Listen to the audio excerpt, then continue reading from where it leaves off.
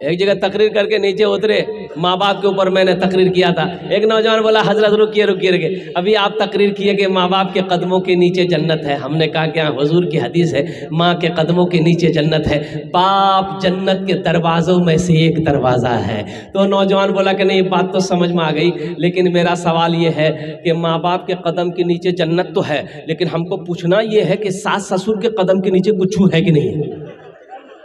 हमने कहा अच्छा बिहा भेलो सो तोरो, बोला नहीं कर लो चिका भाई।